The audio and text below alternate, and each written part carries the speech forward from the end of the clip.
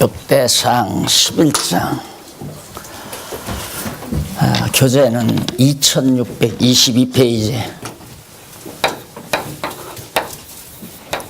622페이지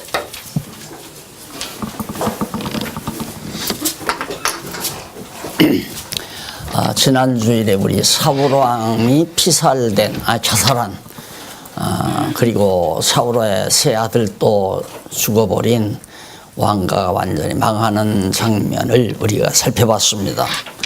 당연히 이제 사울 왕가가 그렇게 망하고 나니까 그건 당연히 하나님께서 다윗을 왕으로 세우시기 위한 하나님의 배려가 아니겠습니까?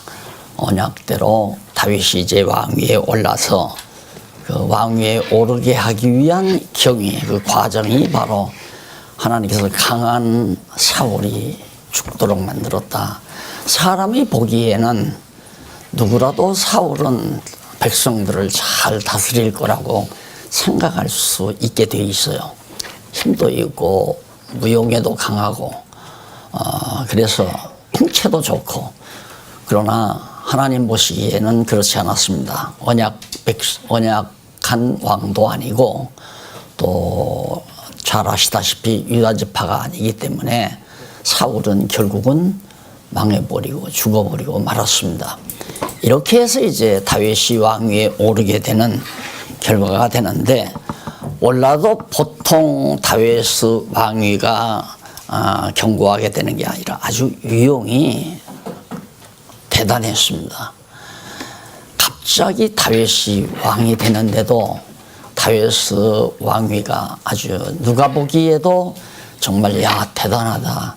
그래서 그 조각 다윗 왕과 더불어 백성을 다스릴 두목들이나 장관들, 대신들, 이런 명단들이 쭉 지금 11장 10절부터 소개되는데 여러분들이 지금 제가 강의 드리는 이 내용을 들으시면서 여러분들 의중에는 기본 바탕이 있어야 돼요. 기본 바탕이란 다윗이 왕이 됐다 하면 정말 하나님께서 야곱을 통하여 유다에게 언약하신 대로 유다 자손이 정말 처음 왕위에 올랐구나.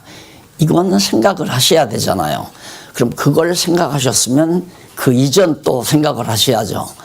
아브라함에게 하나님께서 자손 번창하고 가나안 땅을 정복해서 나라를 세우신다고 언약하셨다. 여기까지 적어도 생각을 하셔야 돼요. 더 나아가서는 이제 아담에게 언약했던 거. 그래서 제가 언제나 성경을 공부하실 때 기본적인 이 바탕은 반드시 깔고 있어야 된다. 그래서 이게 아담이라고 그랬죠. 아담. 그 다음 아담 다음에 이제 노아가 나오죠. 노아가 나오고 그 다음 아브라함이 나오고 그 다음 이제 아브라함, 이삭, 야곱 그렇게 나오잖아요. 이삭, 야곱 이렇게 나오는데 이게 이제 이스라엘 조상들이란 말입니다. 그리고 나서 이제 모세가 나오죠. 모세가 나오고 모세 다음에는 이제 다윗이 나왔단 말입니다. 그러니까 아담의 언약, 노아 언약, 아브라함 언약, 모세 언약, 다윗 언약, 이 5사람에 대한 하나님의 언약은 항상 성경을 어디를 보든지 이 언약은 항상 밑에 깔고 이렇게 하나님이 언약하셨다. 아담은 이제 실체적 언약이라고 그랬죠. 이 실체적 언약은 장차 마지막 아담 예수 그리스도가 오셔서 이루실 것이니까 구약 시대에는 아담의 언약이 안 이루어지잖아요. 그러면 아담의 언약은 이제 장차 오실 메시아에 대한 하나의 모형이니까, 아담은 오실 자의 표상이니까 그렇게 되고, 또 노아는 인류 역사 전체 마지막 세상 종말 때까지 이루어질 일을 언약한 것이기 때문에 역시 지금 우리가 공부하는 것과는 직접적으로 관계가 없단 말입니다.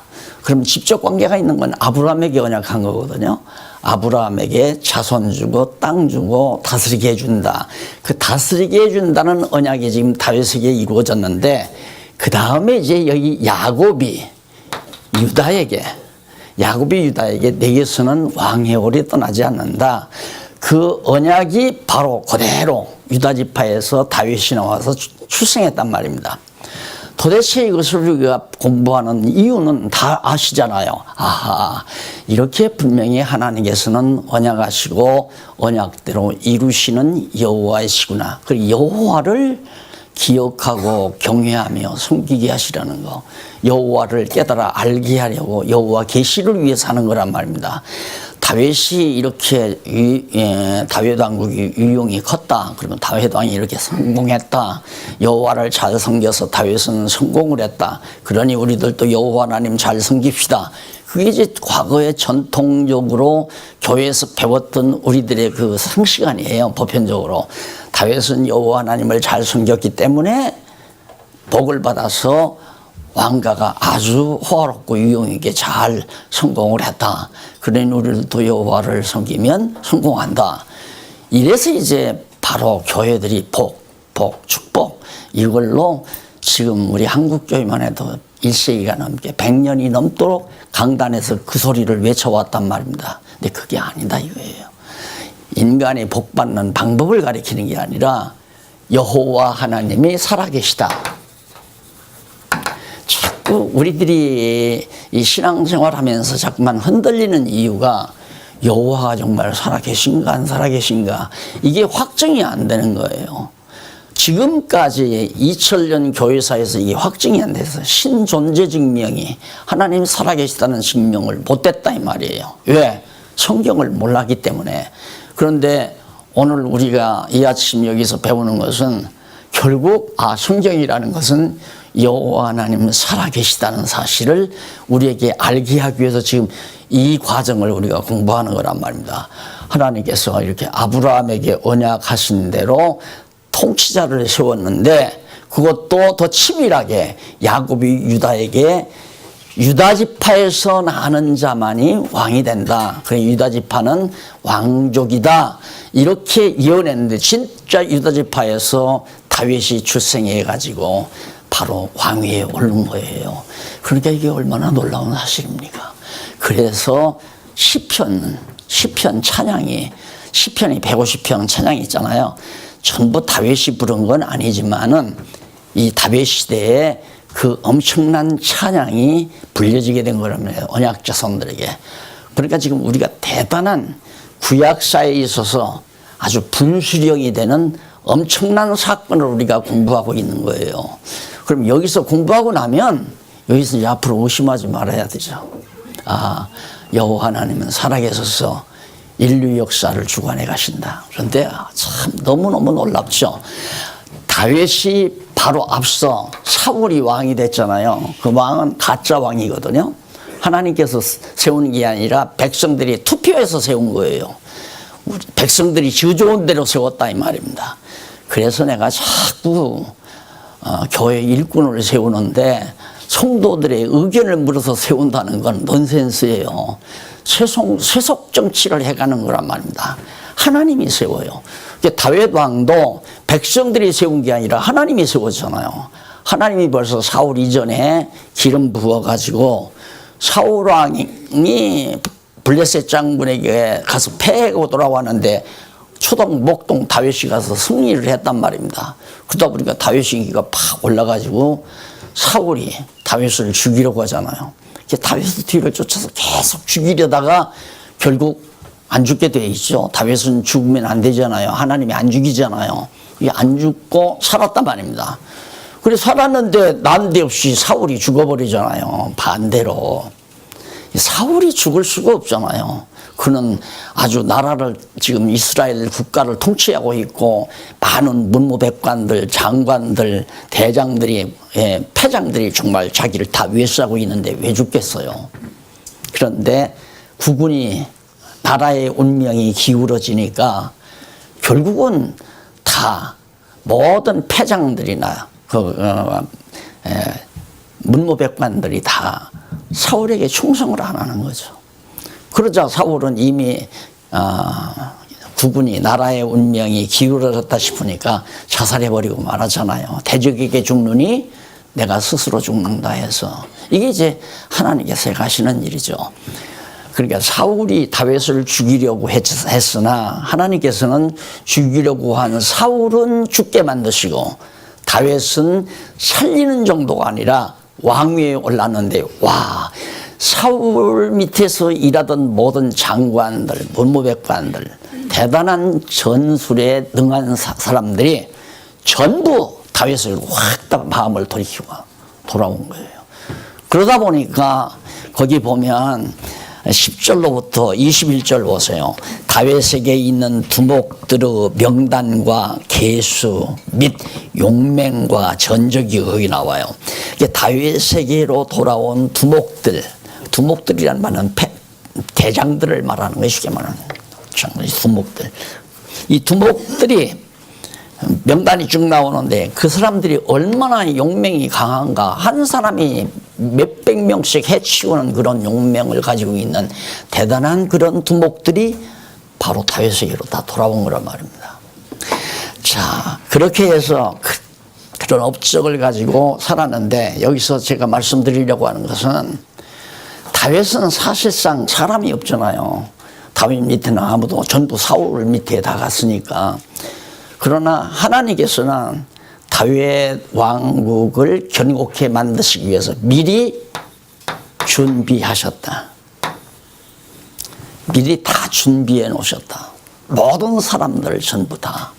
그러니까 몰라요. 누가 어떤 일을 할지도 모른단 말입니다, 우리는. 그래서 나는 이제, 요즘에 잘 아시다시피 하나님 하시는 일을 본다는 건 확신이 있으니까 보고 싶다고 했을 거 아니에요. 보고 싶은 소원을 가졌는데 오늘 또 딱 나오니까 장모님이 그래요.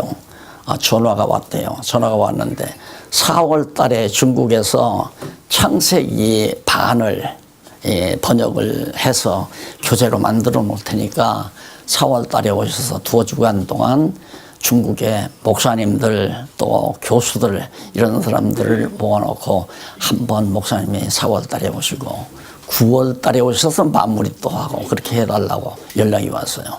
내가 왜 이 얘기를 하느냐면 우리는 중국에 선교하고 싶어서 굉장히 노력을 많이 했잖아요. 이미 세상을 드신 장로님도 막 중국어로 번역한다니까 그 어려운 중에도 전부 그 번역하는 사람 생활비 돼가지고 책을 번역해 놨는데 그런가 하면 무슨 소리야. 번역만 하면 뭐예요. 이게 가르쳐줘야 되는데. 여기서 가도 교재를 쓰지 않고 그러니까 교재가 다 묵어버린 거예요. 묵었다가 비가 오니까 교재가 다 물에 젖어서 다 망가졌대요. 소식이 들으니까. 그러니까 하나님께서는 너희들의 열심으로 하는 것이 아니라 내 열심으로 한다는 것을 또 한 번 보여주는 걸 나는 깊이 느끼는 거예요. 서둘지 말자. 하나님 하시는 일을 보자고 했으면 하나님 하시는 일을 보면서 차근차근 해나가야 하는데 이게 무슨 뭐 공적이나 드러내려고 우리는 중국 선교도 한다 하는 업적 자랑하려는 경쟁 가지고 하는 것처럼 그건 하나님 앞에서 아니잖아요. 그런데 엄청난 우리가 언제 그렇게 준비해서 중국의 목사님들 교수들을 몇십 명 모아놓고 그렇게 성경신학을 강의할 수 있는 날이 언제 오겠어요. 그런 것도 다 하나님이 준비하셨다 그 말 아니에요. 자, 우리가 세상 살아가면서 여호와 하나님 경외하는 사람들은 참 외롭다. 야, 정말 내가 무슨 일을 하겠나. 나 혼자서 무슨 능력을 행하겠나. 하나님의 일을 하겠나 하지만 하나님은 나로 하여금 일을 하게 하시려면 미리 다 필요한 사람 나도 모르게 우리들을 모르게 다 준비해 놓고 있다 이 말이에요. 교회도 마찬가지예요. 교회도 저도 다 같이 보고 하지만은 대치동에서 교회할 때 일꾼들이 없으니까 갑자기 외부에서 장로님들이 6분들이 들더라고요. 6분이. 그러니 나는 얼마나 좋아요. 일꾼들이 많이 필요한데 대치동에서. 그러니 외부에서 장로님 다 돼가지고 다 들어오니까 야 이제는 정말 교회를 튼튼하게 일을 해나갈 수 있겠다 하고 하나님께서 미련하게 한 거죠. 네 능력 가지고는 안 된다 해가지고 더듬더듬 다 장로님으로 모셨잖아요. 결국에는 왕창 다 무너나 버렸죠. 결국 하나님의 열심으로 하나님이 준비된 사람으로 세워져야 된다는 그 교훈을 저는 아주 뼈저리게 받은 거죠. 그래 내 인간 방법과 수단으로 안 한다 그 말이에요.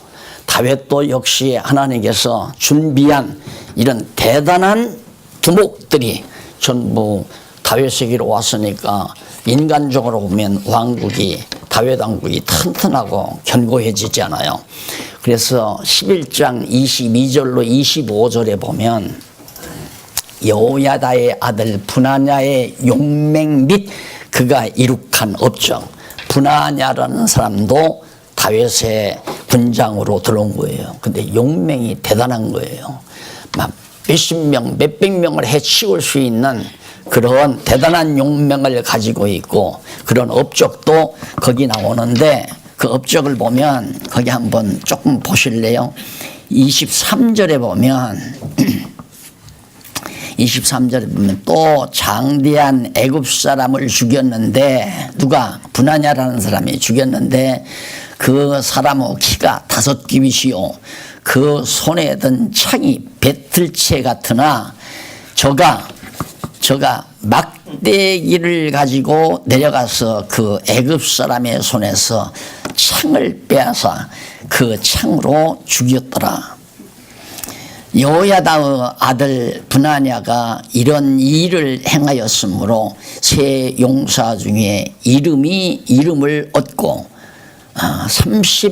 30인보다 존귀하나 그러나 첫 3인 안에는 미치지 못했다. 그러니까 이런 브나냐와 같은 사람보다 더 위대한 용맹 있는 사람이 2사람이나 있어요. 브나냐까지 세 사람이니까 그 애굽 사람 막 키가 5척이나 되고 또 배틀채 같은 그런 막 칼을 가지고 나타났는데 가가지고 막대기 가지고 가가지고 창 뺏어서 그 사람 죽여버리고 처치해버렸다 이거예요. 이런 대단한 용맹이 있는 장군이 바로 다윗을 호위하는 다윗 왕국을 이루어가는데 필요한 인물로 등용이 됐다. 그런 얘기예요. 그리고 11장 26절로 47절 군사들 중 큰 용사들에 대한 신분과 명단을 소개합니다. 많은 군사들 중에 큰 용사들 그 가운데 이제 뭐 소대장, 분대장, 뭐 대대장 이런 장군들 우리나라로 말하면 있어야 할 거 아니에요. 그런 사람들이 다 준비가 된 거예요. 자, 우리나라 그 독립운동할 때 이제 중국에서 임시정부 세워놓고 군인 모집했다고 그러죠. 군인 모집했는데 그 사진을 보면 그냥 핫바지 입고 나무 이렇게 들고 집총훈련 하는 거예요. 왜? 이제 전쟁하게 되면 전쟁하려고. 또 외정지대도 농민운동도 일어나고 그랬잖아요. 그러니까 결국 하나님께서는 다윗은 전혀 그런 것 없었어도 그동안 모세 이후에 사울 때까지가 이게 이제 사사시대 아니에요. 사사시대에 한 300여 년 동안 계속 백성들로 하여금 영어와 경외하기를 가르칠 뿐만 아니라 이방민족이 쳐들어왔을 때 기도원을 세워서 물리치는 이런 놀라운 역사를 여호와의 능력으로 보여줬단 말입니다. 꼼짝없이 망했어요. 사사시대 꼼짝없이. 그러니까 사사가 없어져 버리니까 백성들이 전부 자기 소견에 옳은 대로 그냥 살아버리니까 다 망한단 말입니다. 다 망했는데 하나님께서 사사를 또 세워주면 나라가 또 대적들을 멸하고 나라가 견고하게 되지잖아요. 그런 훈련을 시키는 과정에서 다윗 왕국에 세워질 모든 두목들과 장사들이 다 준비되어 있었다. 하나님의 일은 그렇게 섭리해 가신다 그 말이죠. 그러니까 오늘 저는 이렇게 주일날 아침 우리가 모여서 하나님의 말씀으로 서로 이렇게 무장도 하고 요즘에 이제 우리 목사님들도 이렇게 모여서 할 때마다 제가 늘 말씀을 드리는 겁니다. 자꾸 자꾸 내가 뭐 설치고 주의 일을 하려고 하지 말고, 우리가 지금 말씀을 배운다는 건 무장하는 거 아니에요. 내 개인 가정을 지키는 것도 믿음으로 무장을 시켜야 신앙인의 가정으로 지켜질 거 아닙니까? 그 무장만 해 놓으면 하나님께서 필요한 인재는 함께하게 해서, 합력하게 해서 하나님의 뜻을 이루어 간다. 이것이 제 소신이에요. 소신이 아니라 확신이에요. 그렇게 믿어진다 이 말이에요. 눈앞에는 사람이 적은 것 같아도 하나님의 일을 해나가는 데는 지금 눈으로 보이지 않게. 어젯밤에도 딸아이가 핸드폰을 딱 하나 스마트폰을 갖다가 문자 들어온 걸 보여줘요. 저 캐나다에서 어느 정도가 성경 공부를 열심히 하고 있어요. 감사합니다. 그러면서 문자가 왔다고. 지금 어디서 어떤 인재를 하나님이 키는지는 아무도 모릅니다.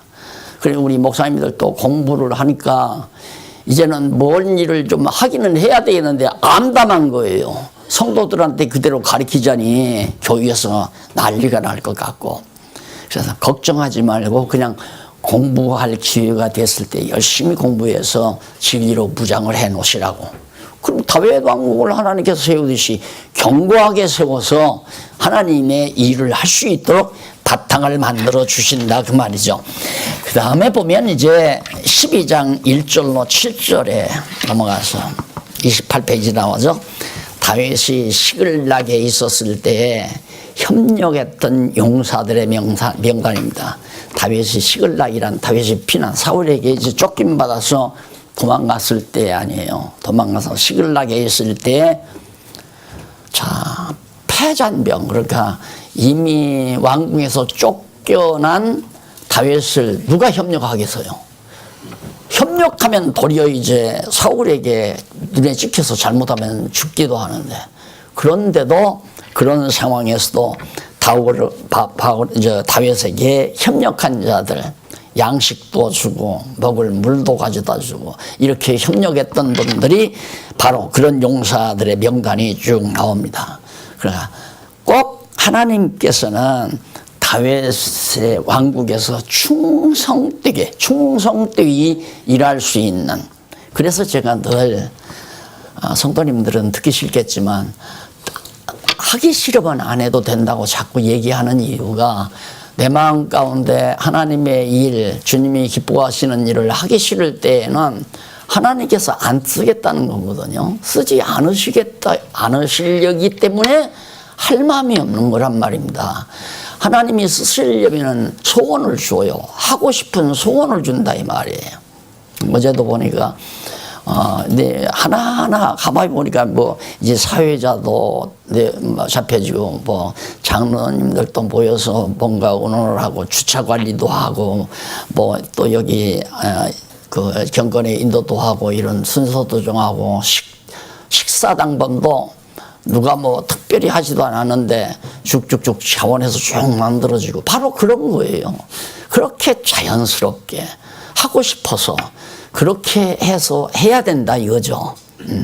그런데 이제 내가 그런 얘기를 해서 이제 뭐 장로님 한 분, 권사님 한 분 이렇게 우리 경건회 할 때 공부할 때 조금 일찍 나오셔서 자리 안내해주고 의자 모자라면 준비했다가 좀 가져다 주고 이런 것만 좀 해도 훨씬 더 이제 짜임새가 있을 것 같다고 내가 그걸 지나가는 얘기로 그만했는데, 그것도 뭐 쉽잖아요. 그건 장로님에서 당번 정하고 권사위에서 당번 정하면 그 당번대로 매주 조금 일찍 나오셔서 한 달씩 하든가 매주 한 주일씩 하든가, 안 그러면 장로님도 안 하고 권사님도 안 하면 일반 성도가 면 어때요?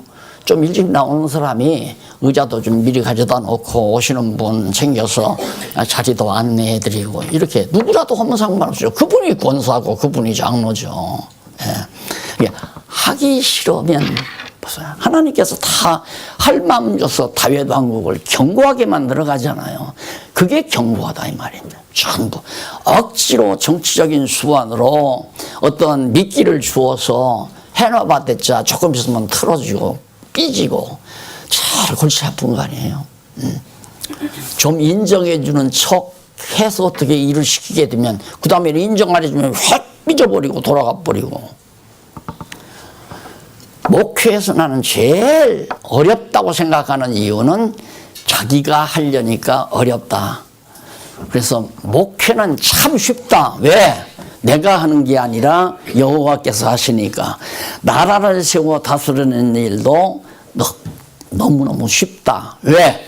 여호와께서 언약대로 아브라함에게 야곱이 유다에게 언약한 대로 언약대로 여호와께서 세워 가시니까 이 말이에요. 그래서 이런 걸 보면서 자꾸만 마음속에 맞다. 여호와 살아계셔서 내 가정도 세우시고 또 내 교회도 세우시고.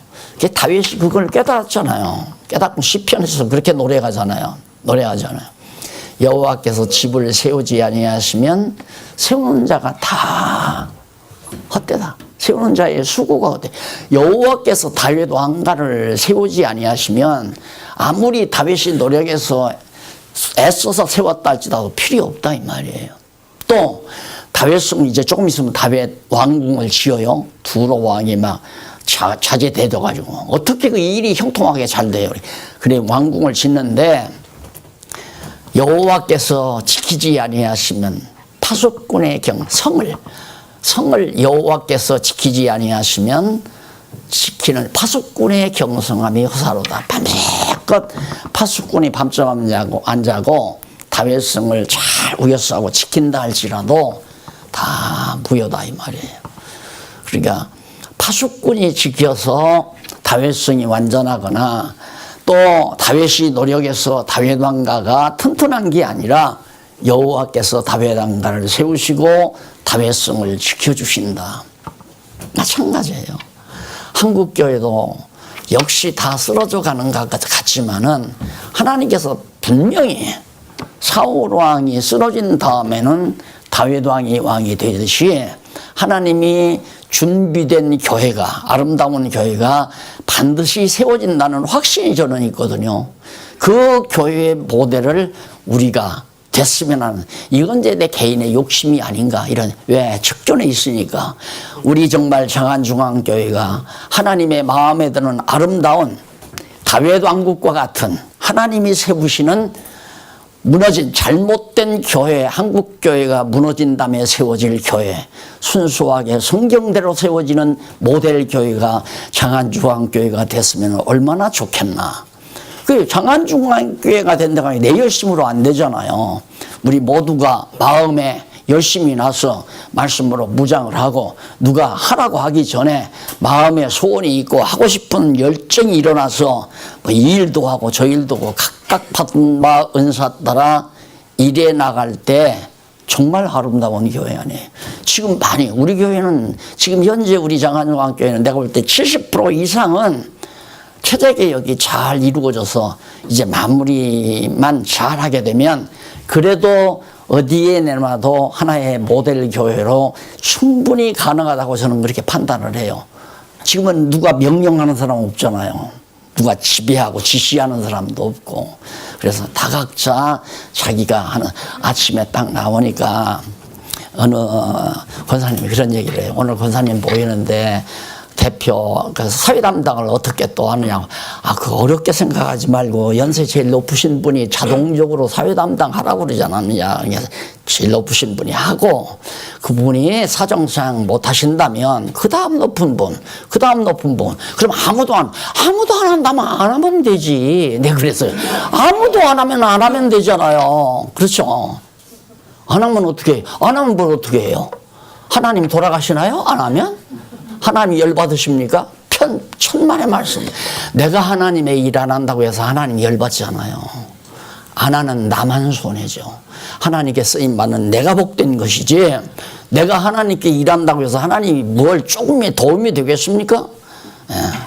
마찬가지예요. 이제 짜작짜작 걸어다니는 3살짜리가 엄마 도와준다고 와서 뭐 설거지 하는데 와서 그냥 하다가 그릇이나 깨고 물이나 흘리고 음식이나 다 쏟아버리고 일만 만들어 가는 거죠. 그래도 어머니는 이쁘잖아요. 아, 저것이 벌써 엄마를 도우려고 한다는 생각 때문에. 하나님도 나는 그럴 거라고 생각해요. 하나님이 무슨 능력이 엄청 많으신 분인데 무슨 일을 못하겠어요. 중국 사람들은 하루아침에 다 예수 믿을 사람 믿게 만들 수 있는 능력이 하나님께 있는데, 그런데도 우리들을 통해서 선교를 해서 믿게 만드는 건 일하는 우리로 하여금 기쁘고 즐겁고 사는 보람과 의미를 느끼게 하시려는 하나님의 깊으신 배려가 바로 거기에 담겼다고 나는 그렇게 생각을 하거든요. 그러니까 정말 하나님의 나라, 다윗 왕국 이스라엘 나라 하나님이 세우신다.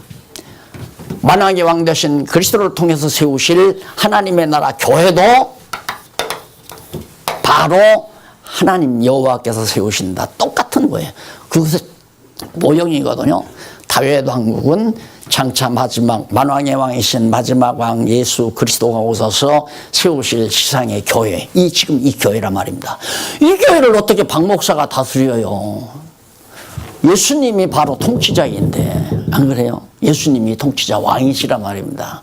그래서 예수님의 말씀만 하나님의 말씀만 잘 가르쳐 드리면 예수님께서 성령을 통해서 여러분의 각자의 마음속에 각자 은사 따라 하나님의 나라에 할 일, 우리 아담한 우리 장안중앙교회 조그만하지 않아요. 이 아담한 교회에서 내가 할 일이 뭘까? 어떤 일이라도 상관없죠. 어린 성도들이 몰라서 못하는 건, 내가 하는 건 어린 성도들을 위한 사랑의 행위니까. 그래서 각자가 받은 바 은사 따라 일해 나가도록 그리스도께서 지배하실 하나의 예표요 모형과 그림자란 말입니다. 다윗 왕국이. 그러면 그 협족했던 용사들의 명단이 거기다 나오고 8절로 15절로 보면 갓 사람들 가운데 다윗 왕에게 돌아온 용사들의 명단, 다윗 왕을 등지고 다 갔던 사람들이 결국 다시 갓지파 가운데서 다시 다윗에게로 마음을 돌리고 돌아오게 되는 그런 결과를 이제 바로 이 하나님께서 다윗 왕국을 세우기 위한 하나님의 섭리가 거기에 나타나고 있는 겁니다. 그리고 이제 16절로 18절 보면 다윗 왕이 30인의 두목 아마세로 군대 장관을 삼습니다. 30인, 그러니까 아주 장성들 30명을 다 지배하고 다스릴 수 있는 군대 대장, 군대 장관. 우리나라로 말하면 총사령관이라고 그렇게 얘기가 할 수 있을까요? 이런 인물이 없으면 안 되잖아요. 또 밑에 30명이 그 30인의 두목들이 저런 것이 저런 인간 우리가 말 안 듣겠다. 그러면 누가 듣겠어? 안 되죠. 그러나 하나님께서 그런 인물들, 다 필요한 인물들을 다 하나하나 불러들이고 채워가신다. 그런 얘기예요. 그 다음에 이제 12장 19절로부터 22절에 보면 천부장과 사람이 다윗 왕에게 돌아와 큰 군대가 엄청 큰 군대로 이루어지는 엄청난 강대한 나라가 된 거죠. 이 인간 보기에. 그런데 하나님께서 이렇게 강한 나라를 만들어서 하나님의 일을, 여기는 이제 하나님이 강하게 만들었잖아요. 그런데 사울 왕 때는 블레셋 장군 앞에 갈 때는 아주 약하게 만들었어요. 초동목동 아무것도 손에 무기도 없이 그냥 물맷돌 몇 알, 돌멩이 몇 알 가지고 골리앗 앞에 섰어요. 약하게 해서 이기게 하심으로 여호와가 계시되게 하시고, 강하게 해서 패하게 하심으로 여호와가 하신다는 걸 깨닫게 하고, 이걸 이제 하나님께서 대조시키는 거거든요. 근데 다윗이 이제 조금 있으면 실수를 해요. 너무 강대하니까 얼마나 느긋한 거죠. 됐다 하고. 그러면 하나님이 놔두면 안 되죠. 됐다 하고 느긋해야 할 때 하나님께서는 사단을 통해서 다윗을 격동시켜요. 너 군대들을 한번 헤아려 봐라. 그래서 군대들의 수를 헤아려 보니까 군대가 엄청 숫자가 많잖아요. 지금 많은 수가 군대를 이루었다니까. 그때 벌써 사단의 유혹을 받은 거예요. 아, 이제는 이런 정도 튼튼한 군대 가지면 주변 이방 나라들을 충분히 물리칠 수 있겠다. 여기서 한 가지 지혜를 얻어야 되는 것은 뭐냐면 나는 할 수 있다. 이것은 하나님 앞에서 정말 미련하고 어리석은 사람들이 하는 생각입니다. 나는 할 수 있다. 예, 근데 모든 사람들이 그렇게 가르치잖아요, 교훈을. 나는 할 수 있다. 그게 아니라 여호와께서 하게 하시면 나는 할 수 있다. 여호와께서 내 편이시면 나는 이길 수 있다. 여호와가 하게 하셔야 내가 할 수 있는 거지. 여호와 빼놓고, 여호와 하나님 빼놓고 내가 할 수 있다라고 할 때는 하나님께서 안 되도록 만들어가는. 그래서 이 성경신학, 이 성경 공부를 하고 나면요, 다른 사람들이 보면 오해를 할 수 있도록 사람이 돼요. 저 정도 되면 저 사람도 그냥 고민을 하고 술 한잔을 하면서 부학을 하고 해야 하는데, 아, 저 정도 되는데도 사람이 느긋하니 배짱이 센 건지 도대체 사람이 좀 미련한 건지 사람들이 보기에 그렇게 판단할 수 있을 정도로. 왜? 맞아. 나는 할 수 없어. 그러나 하나님은 나를 나 되게 하신다. 하나님은 나를 나 되게 하신다는 확신이기 때문에 대범하게 당당하게 어려운 일을 대처해 가면서 나갈 수 있잖아요. 예. 똑같이 예를 들어서 부도가 났는데 한 사람은 병나서 병원으로 실려갑니다. 쓰러져 가지고. 한 사람은 쓰러지지 않고 담담하게 하나님이 주신 거 가져가실 수 있지. 이게 이제 욥이 가졌던 신앙 아니에요. 그런 신앙이 우리에게 있다면 무장 잘 된 거예요. 무장이 잘 된 거. 예. 그래서 우리가 이렇게 성경 공부를 하다 보면 결국 여호와 하나님 살아계셔서 다윗 왕국을 세우신 하나님이 우리 교회도 세워가고 한국 교회도 세워가고 작게는 우리 가정교회도 하나님이 세워가신다. 나는 할 수 있다 하지 말고 여호와께서 내 가정교회를 세워가신다. 그 말은 내 가문을, 내 가정을 잘 하나님이 다스려 가신다 이 말이에요. 이런 다스려가는 교회들이 모이면 아름다운 우리 교회가 되는 거고 장안중앙교회가 되는 거고, 이런 교회들이 많이 모아지면 결국 한국교회가 되는 거고, 이런 나라들의 교회들이 많아지면 세계교회가 되지는 거고요. 그래서 하나님께서는 약하게 해서 승리하게도 하고 강하게 해서 패하게도 만드시는 전능하신 하나님이라는 것을 우리가 다시 한번 기억하고 사서야 되지 않느냐. 이것이 곧 지혜다 그 말이죠. 그리고 나서 거기 보면 37절까지 23절로부터 37절까지 보면 다윗 왕으로 세워 따르는 각 지파별 백성들의 총수, 백성들의 숫자가, 그것도 누구? 다윗 왕을 따르는 백성들의 수. 그걸 쭉 나열을 해요. 이게 이제 바로 다윗에게 암초예요. 다윗을 시험에 빠지게 하는, 강한 것이 좋은 것만이 아니란 말입니다. 정말 지혜자는 약할 때, 나 약할 때 누가 강하다? 그리스도가 강하다. 그게 바울의 고백 아니에요.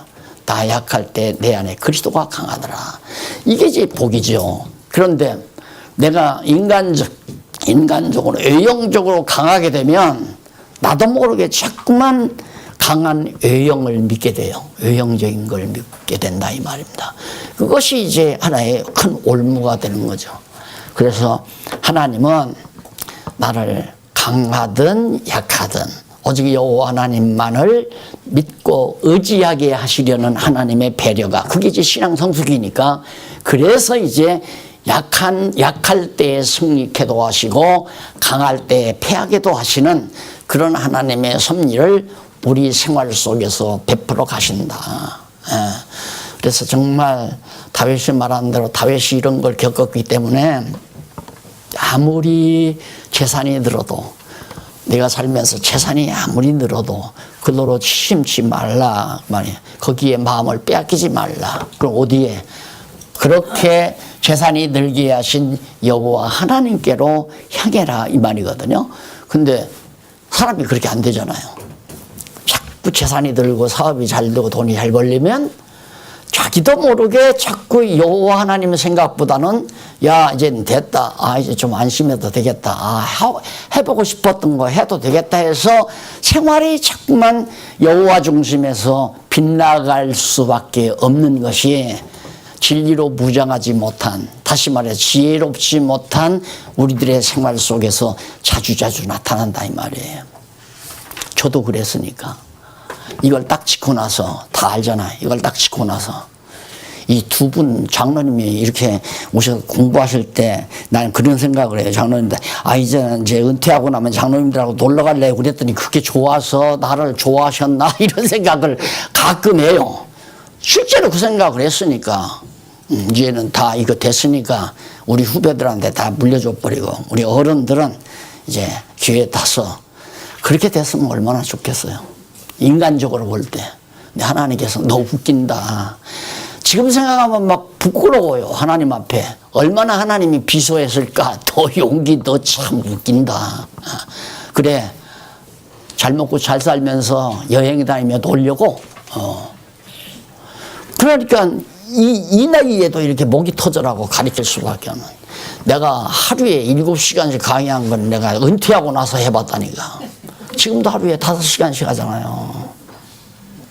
하나님께서 너는 아직도 멀었어. 그래서 훈련을 시키는데 그래도 내가 그런 걸 좀 깨닫는다는 것이 참 기특하죠? 저도 꽤 기특한 것 같아요. 그런 걸 깨닫는 게. 아야! 나라는 거 주게. 하나님이 왜 나를 이렇게 풍성하게 만드나? 돈이 왜 잘 벌리고 돈이 늘어나게 만드나? 잘 먹고 잘 살으라고 그거 아닌 건 알잖아요. 그런데 이상하게 이제는 좀 쉬어야 되겠다. 쉬어야 되겠다는 말은 좀 즐겨야 되겠다는 말과 같은 얘기예요. 하나님의 돈을 이렇게 많이 줬으니까 좀 쉬어야 되겠다. 좀 푹 놓고 오죽했으면 장로님들한테 내가 리무진 버스를 사달라고 해야 되나. 말이 선교용이라고 그러지. 거짓말이에요. 선교용 아니에요. 그냥 여행용. 하나님이 다 알잖아요, 그걸.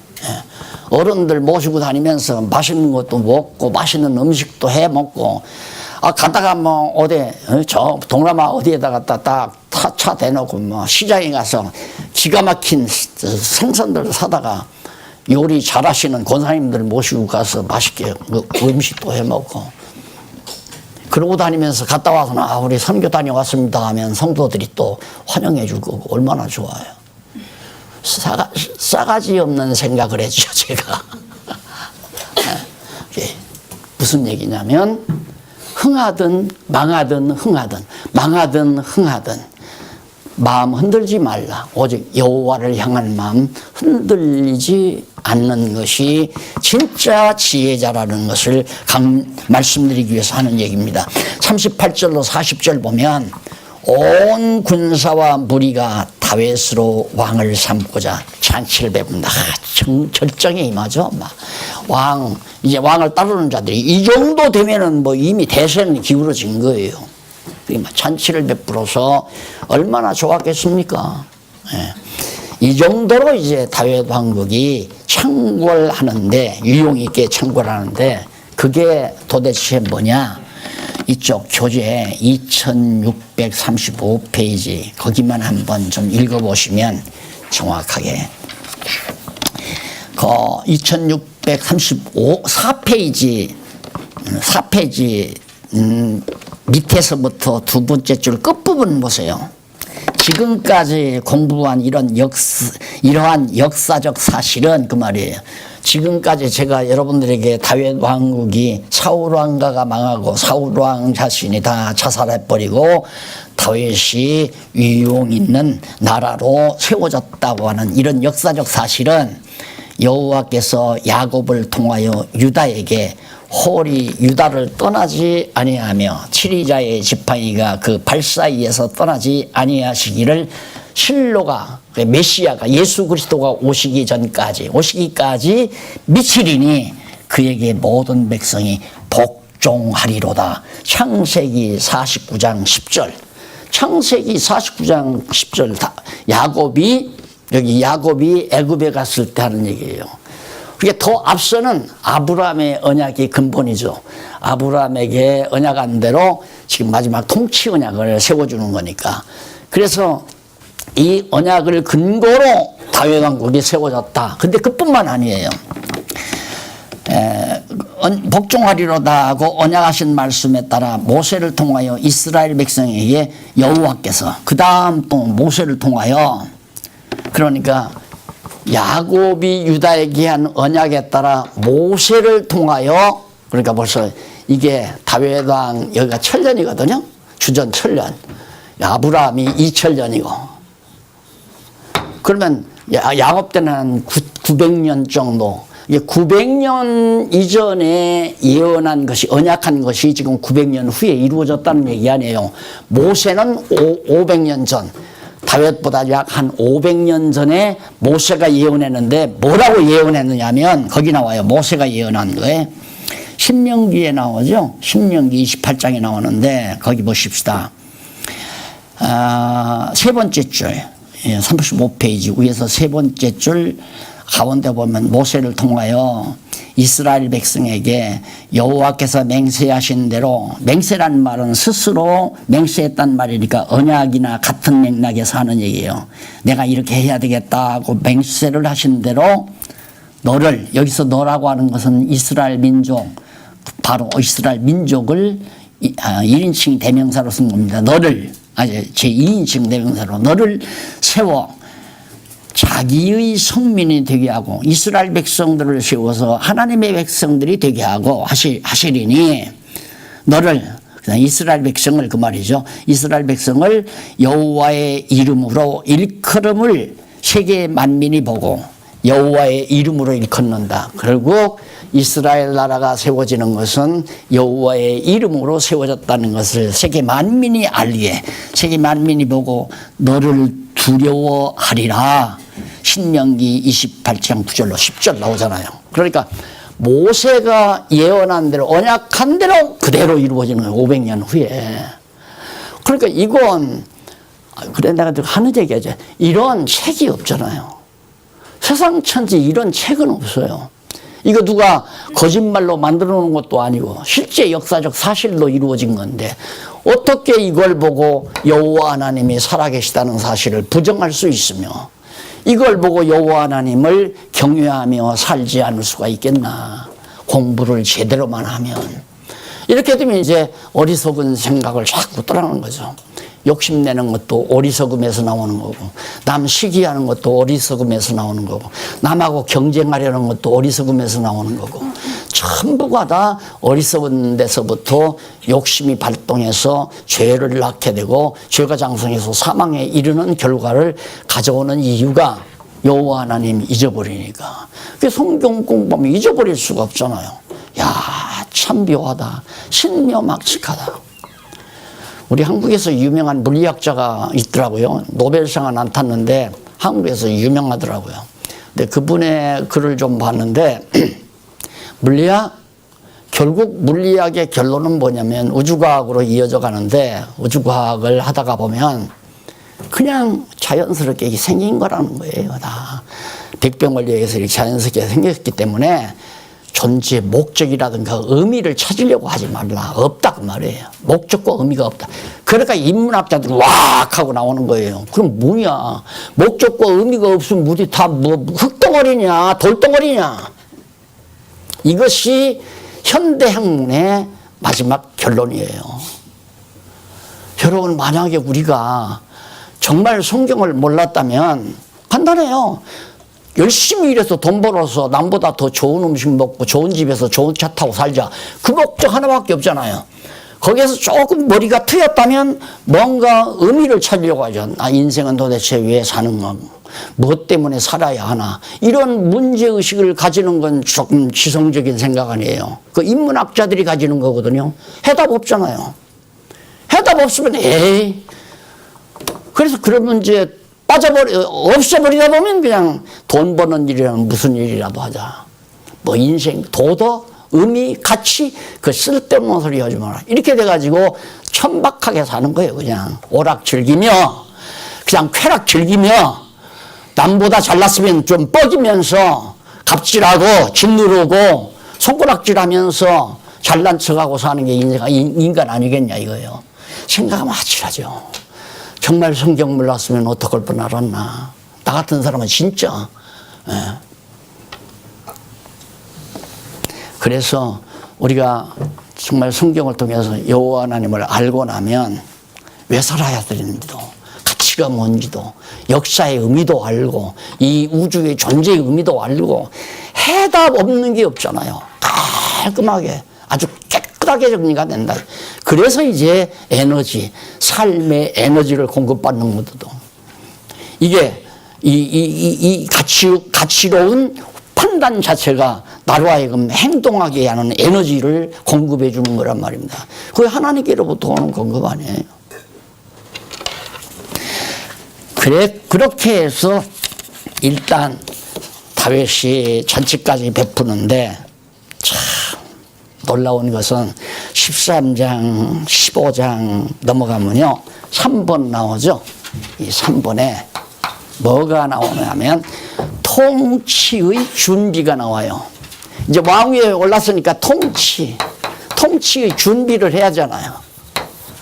13장에서부터 15장까지. 얼마나 이 참 다윗 이때 아마 이 무렵에 다윗이 그랬나 봐요. 여호와께서 집을 세우지 아니하시면 세우는 자의 수고가 헛되고 여호와께서 성을 지키지 아니하시면 파수꾼의 경성함이 호사로다. 이 찬양을 아마 이 무렵에 부르지 않았나 싶은 생각 들어요. 왜 그러냐면 12장 13장 딱 넘어가면 1절로 8절에 보면 다윗이 하나님의 궤를 길리안 여아림에서 옮겨오려고 마음을 먹습니다. 얼마나 이쁜 생각이에요. 다윗이 이제 왕위에 올랐는데 제일 먼저 하는 사업이 뭐냐? 언약궤. 여호와의 언약궤예요. 성전 지성소 안에 넣는 거죠. 이 언약궤 안에는 여호와께서 이스라엘 백성들 애굽에서 인도하여 내실 때 광야에서 먹었던 만나, 모세의 쌍난 지팡이, 그 다음 십계명판, 신의 산에 이 세 가지를 언약궤 안에다 넣어놨잖아요. 왜? 잊어버리지 말라고. 여호와의 언약을 잊어버리지 말라고. 여호와께서 아브라함에게 언약하시고 언약대로 애굽 땅 종되었던 집에서 인도하여 내신 여호와 하나님을 가나안 땅 들어가서 나라를 세워서 백성들과 더불어 살 때 잊어버리지 말고 여호와 경외하는 지혜를 얻게 하려고. 다윗은 그걸 안 거예요. 알 수밖에 없죠. 여호와 의지하고 가서 골리앗 물리쳤죠. 사울이 자기를 죽일 지경에 들어갔는데도 도저히 자기는 왕 될 수가 없는 줄로 알았는데 여호와께서 언약대로 아브라함에게 언약한 대로 또 야곱이 유다예파에게 언약한 대로 자기를 왕위에 올려앉았죠. 500년 후에. 그러니까 여호와요. 여호와의 이름 잊어버리면 안 된다. 그래서 그동안까지는 사울은 언약궤가 저 딴 곳에 가 있는데 옮겨올 생각을 안 했어요. 다윗은 이것부터 옮겨올 생각을 하는. 이쁜 생각하죠? 우리들도 이렇게 이쁜 생각하면서 또 한 주간 사십시다. 기도하십시다. 자비하신 아버지 하나님 감사합니다. 살아계셔서 내 일거수일투족 다 간섭하시고 주관하시고 섭리하지만은 우리들은 의식하지 못하고 실수할 때가 많습니다. 지혜를 흐려지지 않게 지켜주시옵소서. 예수님의 이름으로 기도드립니다. 아멘.